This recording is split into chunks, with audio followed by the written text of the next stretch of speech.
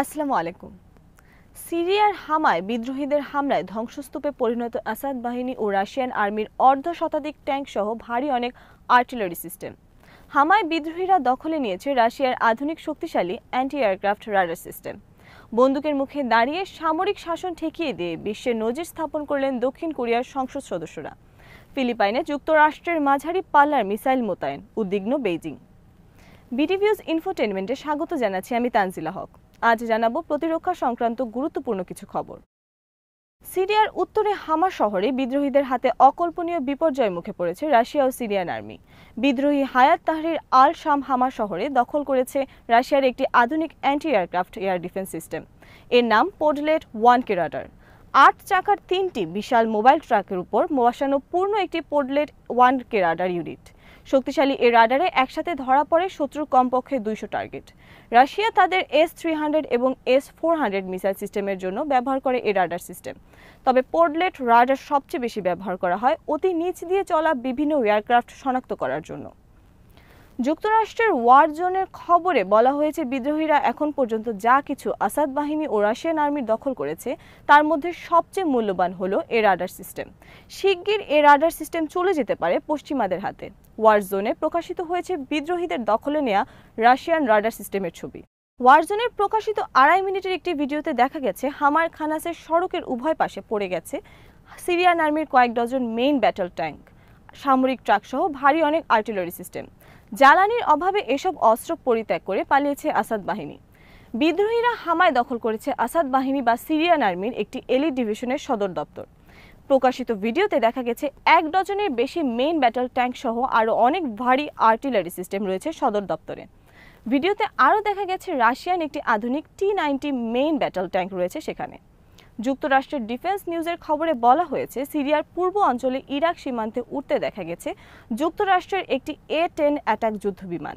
খবরে বলা হয়েছে যুক্তরাষ্ট্র এয়ারফোর্স সম্ভবত সহায়তা করছে আসাদের বিরুদ্ধে বিদ্রোহীদের। তারা বিমান হামলা চালিয়ে থাকতে পারে আসাদ বাহিনীর উপর। তবে প্রচারিত ভিডিও কোন সময় তা নিয়ে সন্দেহ রয়েছে বলে জানিয়েছে ডিফেন্স নিউজ।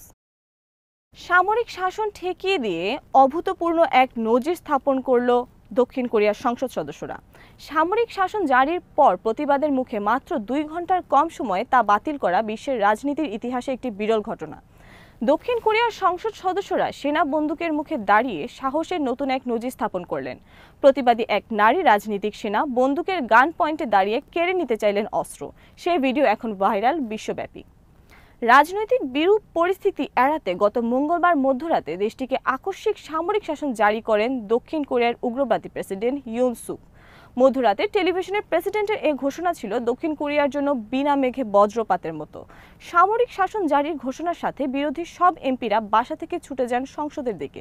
পুলিশ ও সেনা বাধা পেরিয়ে তারা জোর করে প্রবেশ করেন সংসদ ভবনে। রাতেই সংসদের অধিবেশন বসিয়ে ভোট দিলেন সেনা শাসনের বিরুদ্ধে। কেবল বিরোধী সংসদ সদস্যরা নয়, বরং প্রেসিডেন্ট ইউন সুক দলও অবস্থান নেয় সেনা শাসনের বিরুদ্ধে। ফলে মাত্র 2 ঘন্টারও কম সময়ের মধ্যে হঠকারী ইউন সুক সেনা শাসন তুলে নিতে বাধ্য হন। প্রেসিডেন্ট ইউন সুক দেশের সেনা শাসন জারি করার জন্য বলির পাঠা হিসেবে ব্যবহার করেছেন উত্তর কোরিয়ার প্রেসিডেন্ট কিম জং উনকে। ইউন সুক বলেছেন, উত্তর কোরিয়ার হুমকি এবং দেশ বিরোধী শক্তি মোকাবেলায় তিনি এ পদক্ষেপ নিয়েছেন। কিন্তু আসল বাস্তবতা ছিল বিভিন্ন ক্ষেত্রে তার ব্যর্থতা এবং তার স্ত্রীর একটি ভ্যানিটি ব্যাগ সংক্রান্ত দুর্নীতির কারণে তার জনপ্রিয়তায় আকস্মিক ধস নামে সম্প্রতি। এই পরিস্থিতি মোকাবেলায় প্রেসিডেন্ট ইউন সুক আকস্মিক সামরিক শাসন জারি করেন। কিন্তু দক্ষিণ কোরিয়ার মতো উন্নত গণতান্ত্রিক আর সভ্য দেশে মিথ্যা অজুহাতে সামরিক শাসন জারি কোনো অবস্থাতেই মেনে নেওয়ার মতো না দেশটির জনগণের আর বিরোধী রাজনীতিকদের পক্ষে। মঙ্গলবার রাতের এই নাটকীয় ঘটনার পর বুধবার দিনব্যাপী দক্ষিণ কোরিয়ার রাজনীতিতে বিরাজ করে উত্তাল পরিস্থিতি। হাজার হাজার মানুষ রাস্তায় নেমে পদত্যাগের দাবি তোলেন প্রেসিডেন্ট ইউন সুকের। বিরোধীরা প্রস্তুতি গ্রহণ করেছে শুক্র অথবা শনিবার প্রেসিডেন্টের বিরুদ্ধে সংসদে অনাস্থা ভোটে। তবে তার আগে পদত্যাগ করতে পারেন ইউন সুক। বুধবার পদত্যাগের ঘোষণা দিয়েছেন প্রতিরক্ষা মন্ত্রী। প্রেসিডেন্ট ইউন সুকের দল পিপল পাওয়ার পার্টির পক্ষ থেকে প্রেসিডেন্টের প্রতি আহ্বান জানানো হয়েছে দল থেকে সরে দাঁড়ানোর জন্য। ইউন সুক যদি প্রেসিডেন্ট পদ থেকে নিজে সরে না দাঁড়ান তাহলে তার বিরুদ্ধে সংসদে অভিশংসন প্রক্রিয়ার প্রস্তুতি নিয়েছে বিরোধীরা। মঙ্গলবার মধ্যরাতে আকস্মিক সেনা শাসন জারির পর থেকে এখন পর্যন্ত প্রকাশ্যে হাজির হননি প্রেসিডেন্ট ইউন সুক। বৃহস্পতিবার তার ভাষণ দেওয়ার কথা রয়েছে জাতির উদ্দেশ্যে। এদিকে সামরিক শাসন জারি নিয়ে একের পর এক বের হয়ে আসছে আরও অনেক কেলেঙ্কারির ঘটনা। উপ প্রতিরক্ষা মন্ত্রী বলেছেন, সামরিক শাসন জারির কথা তিনি জানতে পেরেছেন গণমাধ্যমের খবর দেখে। তাকেও জানানো হয়নি আগ থেকে এই ঘটনা। যুক্তরাষ্ট্র ফিলিপাইনে মোতায়েন করেছে মাঝারি পাল্লার typhoon air defence missile system. এছাড়া ফিলিপাইন যুক্তরাষ্ট্র থেকে সংগ্রহের চেষ্টা করছে আলোচিত হিমার্স মিসাইল সিস্টেম। এর বিরুদ্ধে উদ্বেগ প্রকাশ করেছে চীনা আর্মি। চীনা আর্মির পক্ষ থেকে প্রকাশিত এক বিবৃতিতে ফিলিপাইন থেকে টাইফুন মিসাইল সিস্টেম সরিয়ে নেয়ার দাবি জানানো হয়েছে। তবে ফিলিপাইন বলেছে তাদের দেশে স্থায়ীভাবে মোতায়েন থাকবে যুক্তরাষ্ট্রের মিসাইল সিস্টেম। কেবল তাই নয়, তারা আরও শক্তিশালী মিসাইল সিস্টেম মোতায়েন করবে তাদের দেশে। গত এপ্রিলে ফিলিপাইনে অনুষ্ঠিত যুক্তরাষ্ট্র ফিলিপাইন যৌথ সামরিক মহড়া। তখন যুক্তরাষ্ট্র ফিলিপাইনের উত্তরে একটি ঘাঁটিতে মোতায়েন করে টাইফুন মিসাইল সিস্টেম। কিন্তু মহড়ার পরেও যুক্তরাষ্ট্র সরিয়ে নেয়নি এই মিসাইল সিস্টেম। ফিলিপাইনের কাছে বর্তমানে রয়েছে শক্তিশালী রাডার সিস্টেম যা শনাক্ত করতে পারে শত্রুর আধুনিক যুদ্ধবিমান এবং ব্যালিস্টিক মিসাইল। গত কয়েক বছর ধরে চীনের সাথে ফিলিপাইনের বিরোধ চলছে দক্ষিণ চীন সাগরের সমুদ্রসীমা এবং কয়েকটি দ্বীপের মালিকানা নিয়ে। এ বিরোধ সম্প্রতি সাগরের সংঘর্ষের রূপ নেয়। এ অবস্থায় ফিলিপাইনে ক্ষমতায় আসে কট্টর চীন বিরোধী এবং যুক্তরাষ্ট্রপন্থী ফার্ডিনান্ড মার্কোস পরিবার। চীনা হুমকি মোকাবেলায় তারা যুক্তরাষ্ট্রের সাথে করেছে নতুন প্রতিরক্ষা চুক্তি, যা অস্বস্তিতে ফেলেছে বেজিংকে।